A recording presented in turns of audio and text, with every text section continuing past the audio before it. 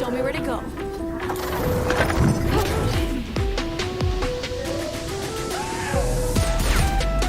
Your fault. This is nothing.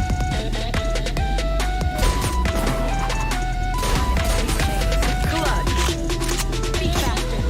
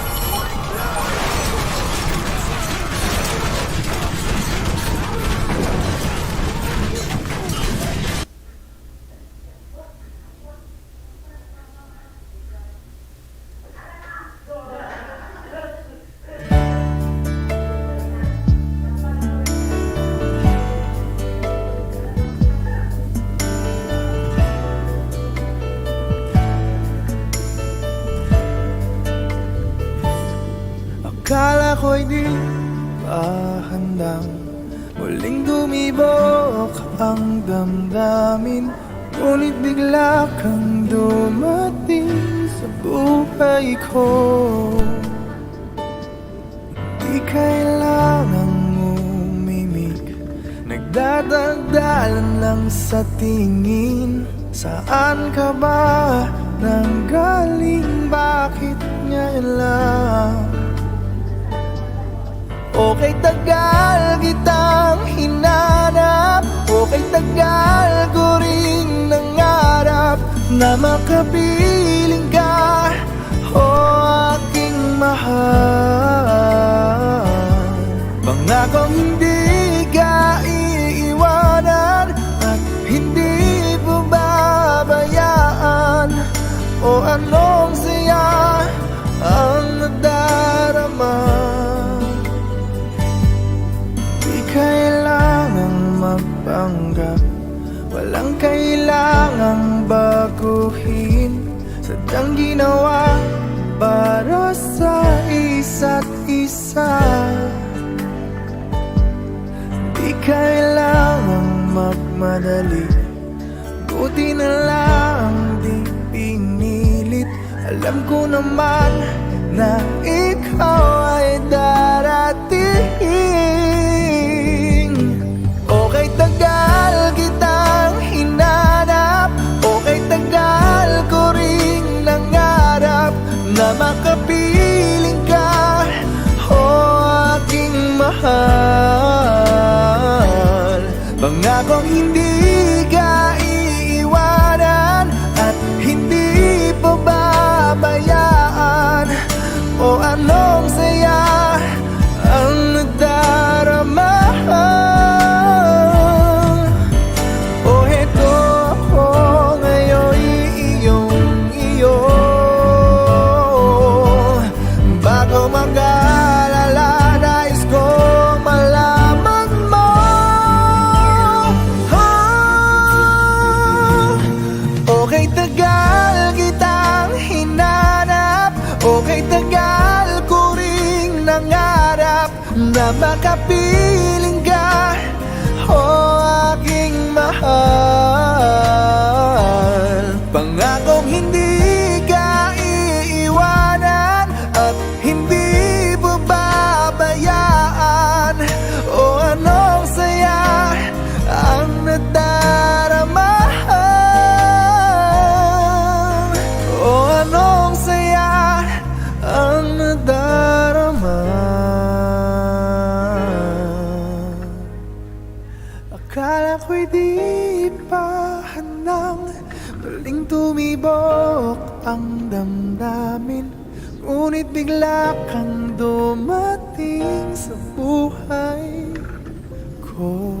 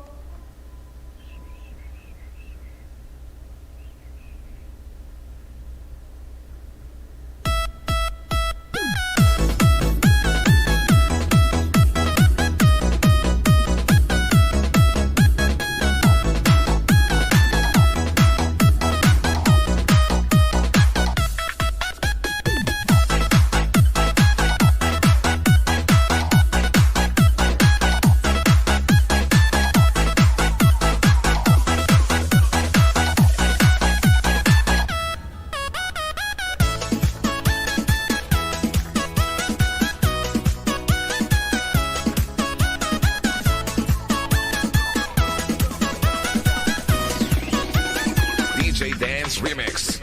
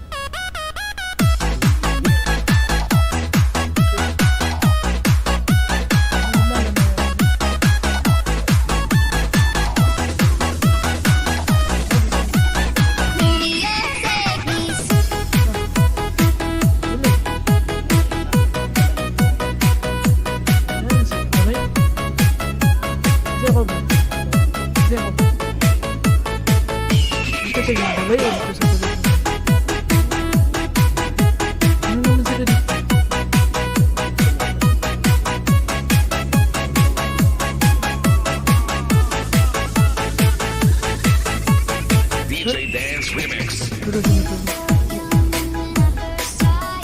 So,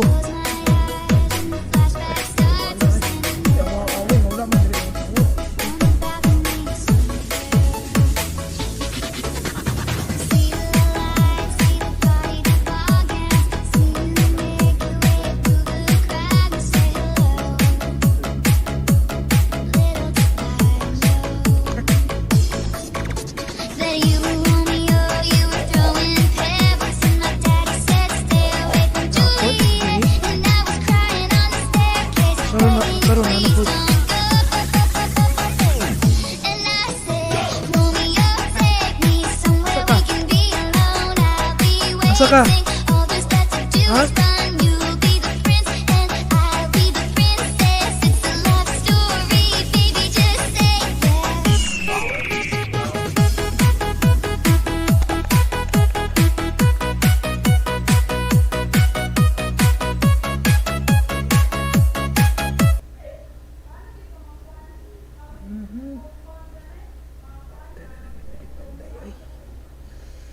Fantasiro, liot amor, nabay ako.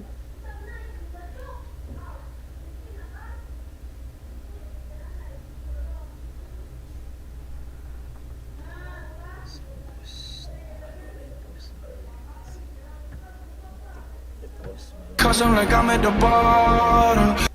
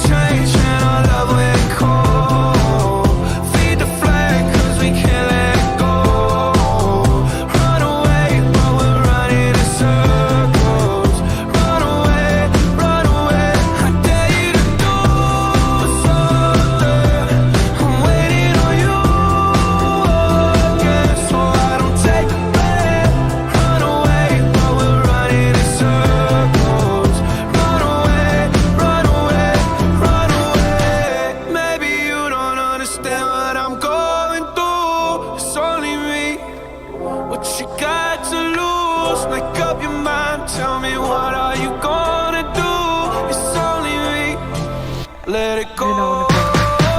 Seasons change and our love went cold. Feed the flame cause we can't let go. Run away while we're running in circles. Run away, I dare you to do something. I'm waiting on you again, so I don't take a breath. Run away while we're running in circles. Run away, run away, run away.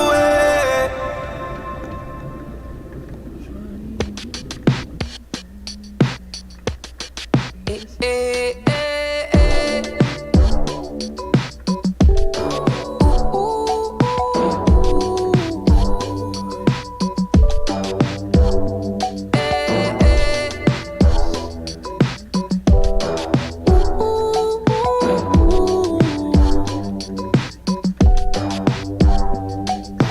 Needless to say, I keep a check.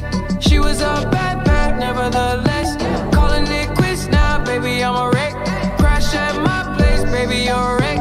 Needless to say, I'm keeping a check. She was a bad, bad, nevertheless. Calling it quits now, baby, I'm a wreck. Crash at my place, baby, you're a wreck. Thinking in a bad way, losing your grip. Screaming at my face, baby, don't trip. Someone took a big L, don't know how that felt. Looking at you sideways, party on tilt. Ooh, certain things you just can't refuse. She wanna ride me like a cruise, and I'm not trying to lose. Then you're left in the dust, unless I stuck by ya. You're a sunflower. I think your love would be too much, or you'd be left in the dust, unless I stuck by ya. You're the sunflower. You're the sunflower. Every time I'm leaving on you, you don't make it easy, no. Wish I could be there for you. Give me a reason to. Oh, every time I'm walking out, I can hear you telling me to turn around. Fighting for my trust and you won't back down. Even if we gotta risk it all right now. I know you're scared of the unknown. You don't wanna be alone. I know I always come and go, but it's out of my control. And you'll be left in the dust, unless I stuck by you. You're the sunflower. I think your love would be too much, or you'll be left in the dust, unless I stuck by you. You're the sunflower. You're the sunflower.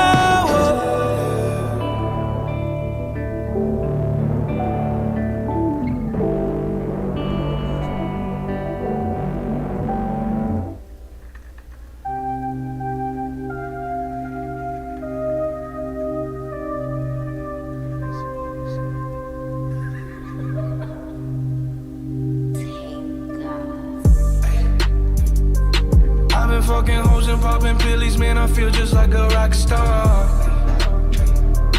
All my brothers got that gas and they always be smoking like a rock star. Fucking with me, call up on the Uzi and show up, name them the shot toss. When my homies pull up on your block, they make that thing go grata-ta-ta. Hey, hey, switch my whip, came back in black, I'm starting saying recipes to Bon Scott. Close that door, we blowing smoke. She asked me light a fire like a Marsan. Hey, act a fool on stage, probably leave my fucking show in a cop car. Hey, shit was legendary through a TV out the window of the montage. Cocaine on the table, liquor porn, don't give a damn. Dude, your girlfriend is a groupie, she just tryna get in. Saying I'm with the band. Hey, hey, now she acting out of pocket, tryna grab up on my pants. 100 bitches in my trailer, say they ain't got a man, and they all brought a friend. Yeah, hey. I've been fucking hoes and popping pillies, man, I feel just like a rock star. All my brothers got that gas and they always be smoking like a rock star. Fucking with me, call up on the Uzi and show up, name them the shot toss. When my homies pull up on your block, they make that thing go grata-ta-ta. Mobbing in the hills, fucking superstars, feeling like a pop star. Drinking Henny, bad bitches jumping in the pool and I ain't got on no bra. Get her front or back, pulling on the tracks and now she screaming out no more. They like Savage, why you got a 12-car garage and you only got 6 cars? I ain't with the cake and how you kiss that. Your wifey say I'm looking like a whole snap. Green hundreds in my safe, I got old racks. LA bitches always asking where the coke at. Living like a rock star, smash out on a cop car. Sweeter than a Pop-Tart, you know you are not hard. I done made the hot chart, remember I used to chop hard. Living like a rock star, I'm living like a rock star. I've been fucking hoes and popping pillies, man, I feel just like a rock star.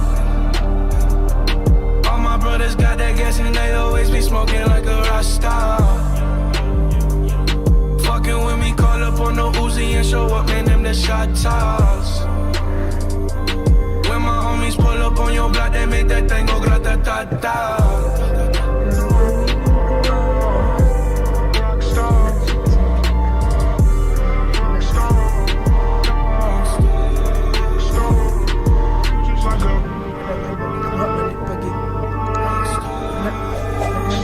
Dito man yung gagawa.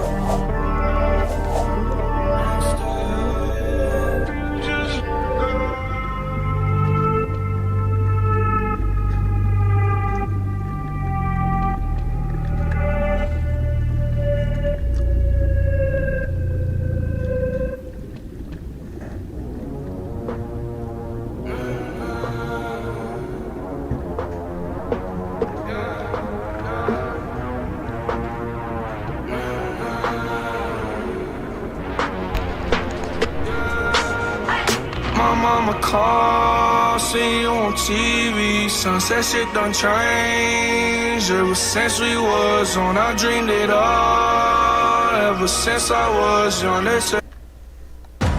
You in position yet? Working on it.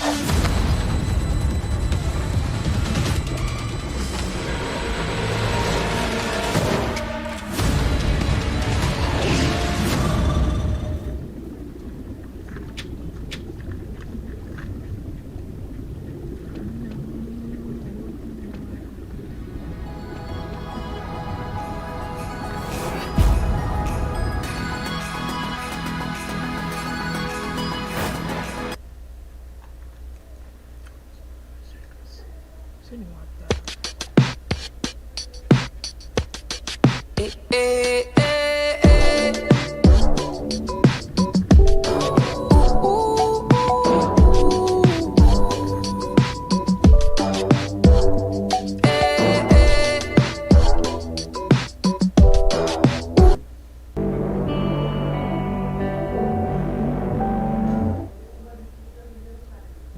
Ay mo mangod, asa di ko yun? Then you're left in the dust unless I stuck by you. You're a sunflower. Wala ka balo si Wanday, mga babaan mga tao dito. Wala ka balo si Wanday, mga babaan tao dito sa lingan. Nya tulit. I think your love would be. I couldn't be there, even when I tried. But I won't be nothing. Now they always say congratulations. Slow down, so we had to crash it.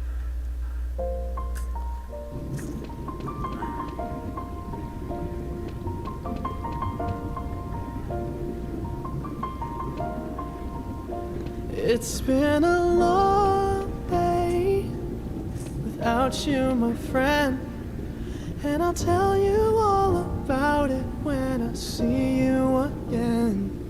We've come a long way from where we began. Oh, I'll tell you all about it when I see you again. When I see you again. Damn, who knew? All the planes we flew, good things we've been through. That I'll be standing right here talking to you about another path. I know we love to hit the road and laugh, but something told me that it wouldn't last. Had to switch up, look at things different, see the bigger picture. Those were the days, hard work forever pays. Now I see you in a better place. How can we not talk about family when family's all that we got?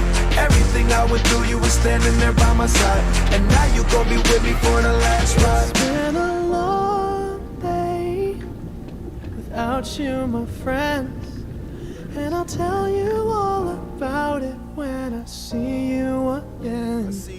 We've come a long way from where we began. Oh, I'll tell you all about it when I see you again. When I see you again.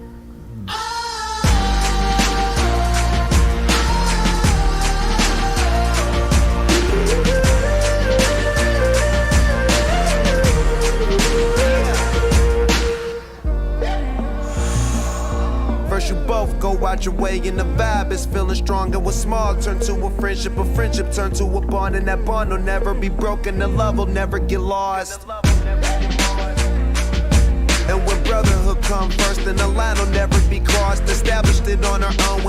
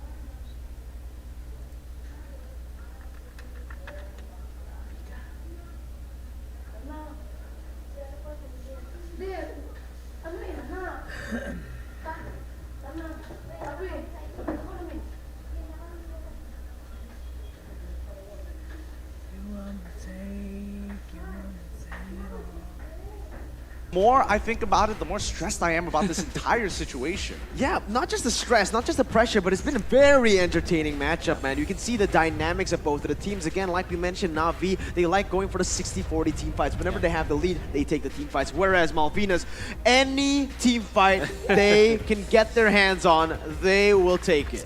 It kind of just, you know, just makes me really feel that maybe we need more games. Maybe let's turn this a best of 5 at least. We get to see feature these teams. It's sad to say that it will end come Game 3. Only one will stay in this tournament. Oh, it's brutal. It's brutal to think about it because the more we see the way they play, the more you see the conflict in the overall styles. One's very much more aggressive and plays off the snowball. The other one, a little bit more like how the analysts had mentioned it in the previous post-game match. A little bit more controlled, a little bit slower, but very much textbook. Yeah. I want to say, when it comes to just the textbook plays, looking at the composition of Na'Vi, at least what they want to do, it's always like, you kind of expect them what they want to have. Like, they have the marksman in the side lane, they have a playmaking XP laner, they want their jungler to be aggressive, and they just want to have a tank in there to set up the place. That's really what they want. Maybe in game number 1, it wasn't a tank, but you know what Sawa tries to do is want to zone out these opponents using the traps. Looking at Malvinas, though, the way that they're successful is that when Adrian gets in front of turrets. And of course, he's great at killing heroes, but that game number 2 just revealed on how focused Adrian is at pushing turrets with his Popol and Koopa, and maybe this is something that Malvinas can capitalize on. Yeah, we could take something from both of the games that we've just witnessed. All right, Na'Vi in both of the games that here, the one that they've won and the one that they've lost, the same pattern continues. They've only been waiting. They're a passive team here. Whenever the enemy team gets the lead, they need to start getting that killer instinct back, or they need to play to their strengths. Right now, I think the latter is the better option. Right now, just go for that objective road, because every single time you go into that full-on 5v5 team fight, Malvinas, they've won every single one. I've been counting it, man, and that is a huge mistake that needs to be addressed as fast as possible. If they keep on going for these early game skirmishes, early game brawls, they will start to lose, because that is how Malvinas drafts themselves up. That is how they set themselves up for these team fights. They go for that draft that is just so good in these brawls. I just talked about how Adrian wants to be on top of turrets and objectives, but even with just the damage onto heroes, 55k towering over them all. You know, one one thing that I want to take note of the previous game with the Popol and Koopa played by Adrian, he went for the Assassin Emblem, the Killing Spree, which is kind of off meta in a way because some teams, when I talk to them, they want a Weapon Master on this on the Popol and Koopa because not only does it increase the damage of your Popol and Koopa, but also it tanks up Koopa because Koopa is always it's now based on the actual attack damage that you amass. The HP of Koopa is related to that, and Weapon Master just totally amplifies that, right? So you not only deal so much damage, you also tank up with your hero. So interestingly, maybe this Assassin Emblem that he got allowed him to maybe get more skills up. Like the traps, as well as the stun, as the cooldown reduction is definitely there. And of course, the lifesteal that you get out of it. So it's an interesting feat that even with off-meta emblems, Adrian still managed to deal 55k damage. Yeah, I mean, that's a good point because I was thinking more of like along the weakness finder route, being able to kind of dominate that lane, but it seems like he doesn't even need that to win. Exactly. That's the beauty of Adrian, and I think that's why Na'Vi is giving so much respect. I mean, if you look over to the bans here, Brody getting banned out. They also got rid of the Eve as well as the Natan, making sure they kind of really limit down that pool as they took Beatrix as well as Clint within their first rotation on red side. Yeah, it's just really, really interesting to see because even when they pick up the Beatrix, taking it out of Adrian's hands, he still finds that Popol and Koopa. So at this point, really, what is there to ban? Like, do you want to target Adrian or do you want to let it go? Again, maybe play more towards defenders, see if both of those side laners get the lead and face it off in the team fights. Because again, right now, it is going to be very risky to just go and ban Adrian. I guess it's not just about the ban that they need to fix come game 2 because I think they were so confident after that game 1 win that they picked up both Clint and Beatrix in their first picks.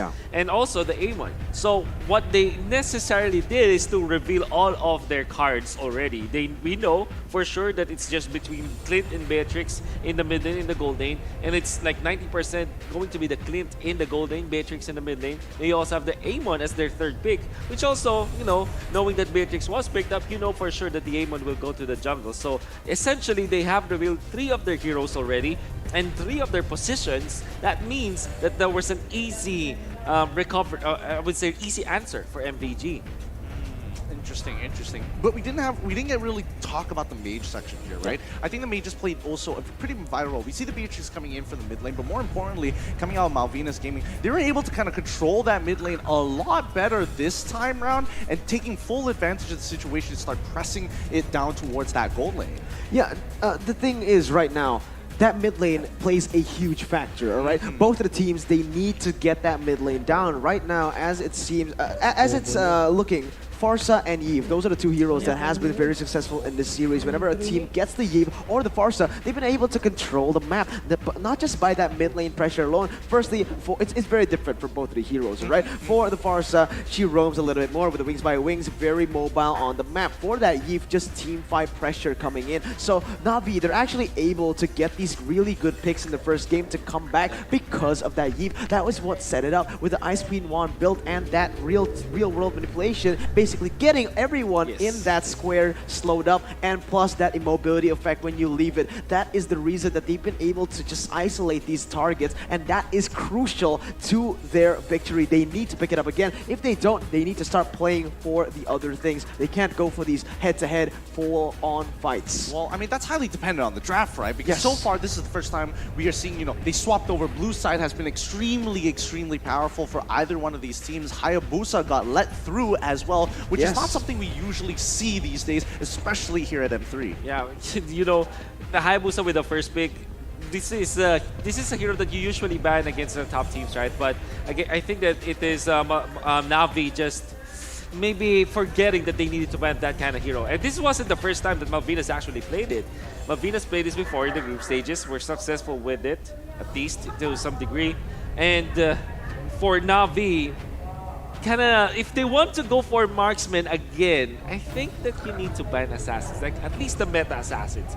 Maybe you let go of Roger, your Beretta, Lancelot, but with Ling and Hayabusa, those are the two heroes that just really punishes those greedy marksman picks. Well, it's time to get into that draft and find out what it's going to be. It's going to be Na'Vi on the blue side and Malvinas Gaming on the red. Natan immediately banned out with a quick reply from Malvinas Gaming, getting rid of the Paquito.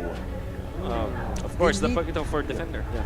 Absolutely. I do think that the Yves should be banned next year for the side of Malvinas. I think it creates so much problem. Your team is It's very banning. problematic for this team, but it is going to be Na'Vi also respecting the Beatrix. They know they picked it up for themselves last game, forcing themselves to go for the 2 marksmen early on, and it's just made it such a huge problem for them because it was revealed at the start. Now, Malvinas Gaming, do they want to go for the same respect, or do they feel like, you know, that first game, we had the lead for the most part, right? Even against the Yves, do we want to take that risk once again? Maybe even break them up? It Your seems like team they is are banning. going that route so far. It also means that Na'Vi might be considering getting the Clint earlier on, as Malvinas will definitely get that and take it away from them as soon as they can. Also, Matilda is a hero that Malvinas really wants to play, really likes to play. Something that Na'Vi might consider banning out, as it is a great hero for Malvinas. So far in the first 2 games, we see Malvinas control the early stages. And this is something that we also mentioned during the Keys to Victory. Have them control the early stages of the game, or start laning stage as well as the mid game, eventually take over the match. Game 1, they weren't successful in doing so, but game 2, they were. And this is off of heroes that are generally great in early stages. Why Matilda is Your also one of team the is banning. Now we're seeing Yves getting banned out by the side of Na'Vi. We look over back to Malvinas Gaming, and this is the thing. Do they ban out that Farsa? Do they start opening up these, you know, A-tier, A-list mages, Unox, Lura, Loi, possibly? You know, with the bans of Na'Vi, I can't help but think that they really are gunning for that Clint first pick. Imagine this, they ban out 2 of the heroes that can, you know, match up against them, then I mean, I suppose, but so far, Adrian, it doesn't really matter about the matchup. Adrian has been outclassing Lil a little bit, even in unfavorable matches. So even if it's Brody and Clint, I feel like it's going to be a repeat of that process all over again. But here we go, Hayabusa banned out by Malvinas Gaming. Yeah, so both of the heroes.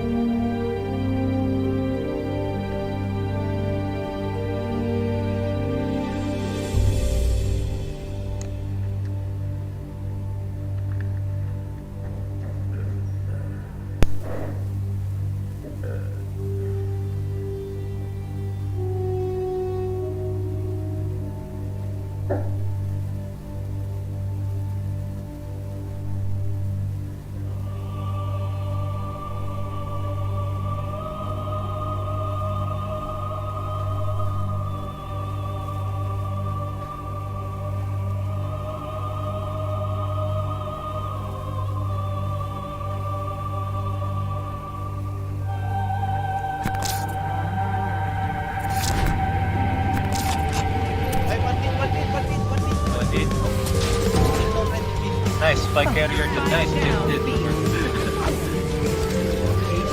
Over. Let's Oh, let's go! Just confused. Pasok lang. Confused Blacklist International sa mga igalaw na Funny, pero if you're... It's the respect eh. Kailangan ng recall. Check your recall. Check your ay, ayan na. Oh, suntukan. Ay, grabe si Alien.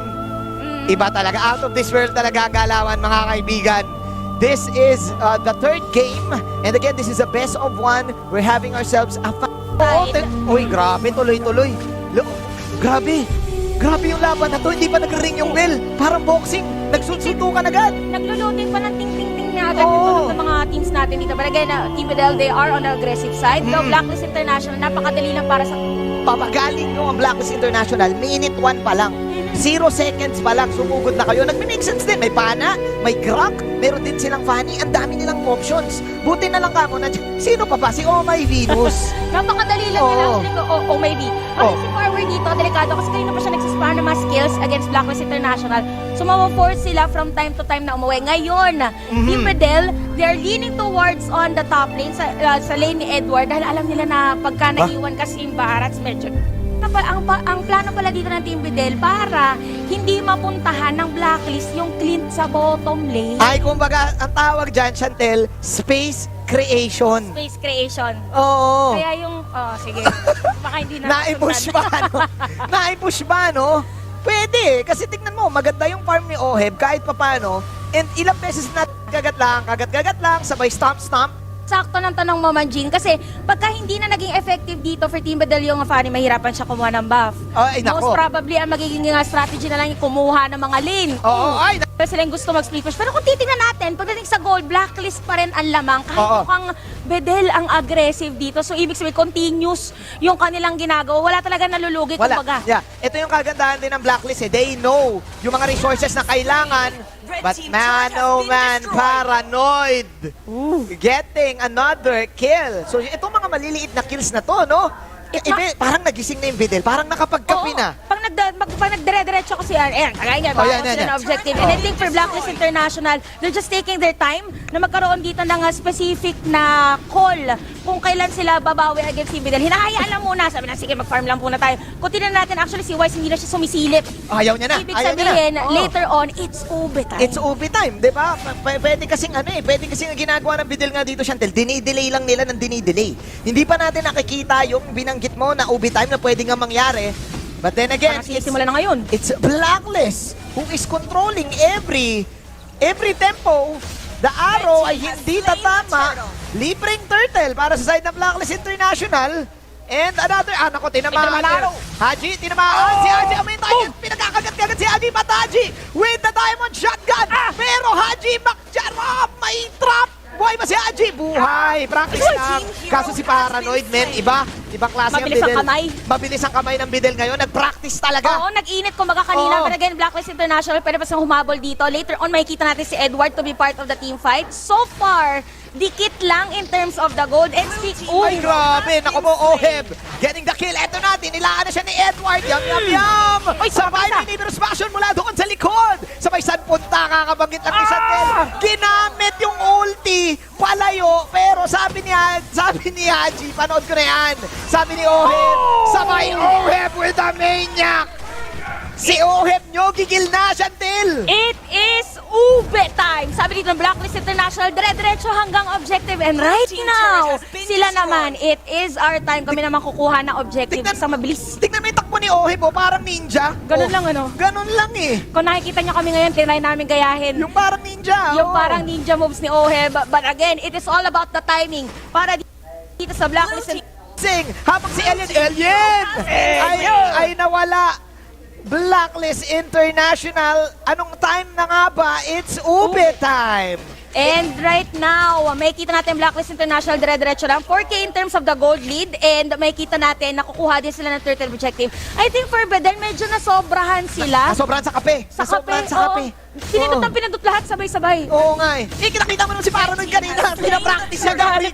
Literal na nag-walling eh. Oo, hindi pa nga nagsisimula. Recall na eh. Check lang, check lang. Kanagaling mga recall. Gusto niyang gawin yung recall kapag nakakill siya.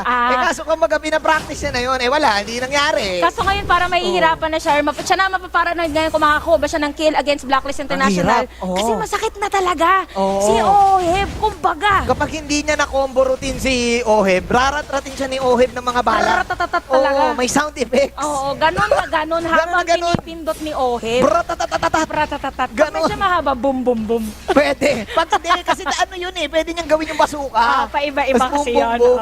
Pambomba yun. Pambomba.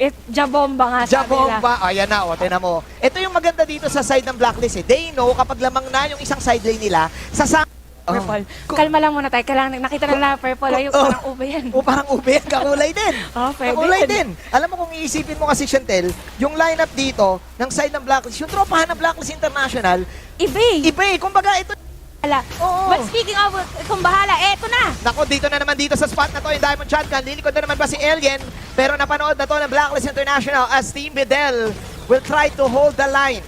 Okay, Team Videl dito medyo, nakikita natin, pag gusto mag-initiate ng Black ibang lane, which is yung ginagawa namin, meron isa sa may top lane, meron isa sa bottom lane, pero hindi na magawa ngayon kasi talagang pinupuntahan na sila at sinasalubong ng Blacklist International. Lagi na kayo walay si Wise, so oo nga eh. Wala siyang kahati sa goal, continuous pa rin. Akala natin, parang binigyan lang kayo, kaso parang nadadali sila ng macro play eh. Alam mo, actually, yung magandang gawin dito ng Team Bedel, mag-focus yung si Paranoid na mag-split ng push. Tapos, diretso nun, kailangan lang hindi sila mamatay sa team fight. Team fight! Grabe, kumombo routine pa. Nakita mo naman yung kagat flicker, parang nag-fade away si Edward. Nako po, ang delikado dyan, yung aggressive kanina for Team Bedel, binibigyan na agad ng Blacklist International. So medyo mahihirapan na si Alien ngayon na mag-poke, which is ginagawa niya kanina, but Lord. At tingnan mo yung dinosaur, si Edward ngayon. Asmo, makakancel dito si Edward, pero look at Ohe, parang ninja na tumatakbo sa may rumaratrat. Ayan na nga, flicker normal, at sa may Liberus Passion.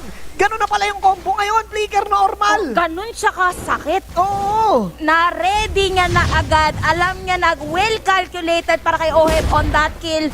But right now, medyo blacklist talaga eh. Wala eh. Walang bias ka, hindi medyo eh. Blacklist talaga eh. Walang medyo. Sila na talaga eh, no? Uy, pero delikado. Ay, naku, yung alien ha. Out of this world ha. Oh, pero nandito si Venus. Sino pa magliligtas kay Wise kundi si Venus? Ay, grabe! Si Paranoid binigay. Nako, tignan natin si Oheb. Baka binigay lang yung nako. Na-red. Ay, Black sniper! At ayan na nga! Sapak!